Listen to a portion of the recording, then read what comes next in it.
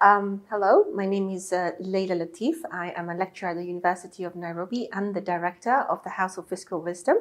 I also lead research at the Committee on Fiscal Studies, where we do a lot of work trying to understand and unpack what the fiscal system holds for the continent and the global world in terms of good governance and transparency in fiscal systems.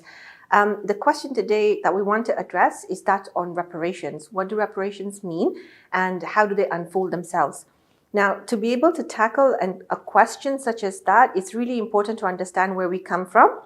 So we come from a history of colonialism, and colonialism itself has molded our fiscal systems, our tax systems, our legal systems, our economic systems in a way that favors resource extraction that benefits developed nations who are the imperialists earlier on. And now we're talking about breaking the shackles. And I really like what is here in the map because it just demonstrates the breaking of the shackles. And one of the approach to break the shackles is reparations. So then the question becomes, how do we introduce a powerful legal regime that protects reparations going forward, right? So reparations means to repair. What are you repairing? You're repairing the harm that colonization caused. You're repairing the harm that the post-colonial society continues to go through because of the economic order that has been imposed by the imperialist nations of the past. So I've got very good examples to show you about reparations in action. And this is the treaty between the United Kingdom and Mauritius. And the treaty is specifically in relation to the island of Chagos. The island of Chagos is where the United Kingdom had basically colonized that particular island for a very long time, suppressing the indigenous population there because they wanted to have a proximity to another island called the Don Sebastian Island, where they have their military base together with the United States. So recently, there was a discussion about the decolonization of Chagos Island. And the most important thing that the Mauritius government did was to ensure that one of the provisions within that treaty contained a reparative clause. So basically, the United Kingdom recognized the problem of colonization, the harm colonization has caused, and the fact that they need to decolonize from the Chagos Island. And in addition to the process of decolonizing, they accepted their right to pay reparations. So in regard to start paying those reparations, the United Kingdom has set up a trust fund through which those reparative elements are going to be now redistributed to the Mauritius government for the benefit of the people who live on the Chagos Island.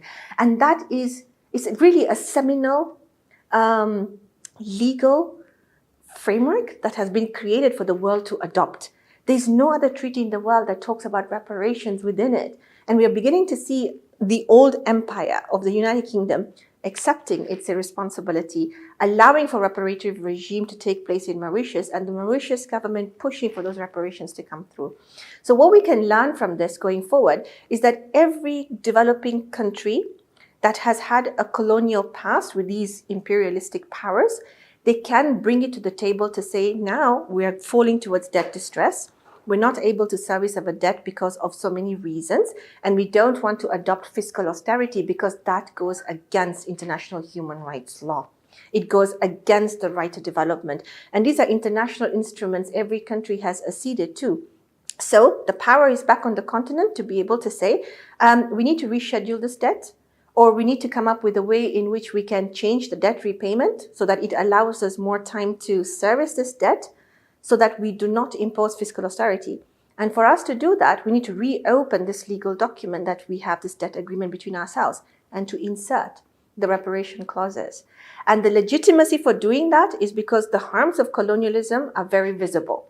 And the only way to now trounce or counter those visible harms is to come up with a reparatory regime. And I think the Mauritius example gives us a really, really important framework for us to, think about how to now get other countries to have a similar bilateral arrangement with the former colonizers, but also to think about creating a global convention on reparations, just similar to what Aphrodite is pushing for on a global convention on debt, an international debt architecture.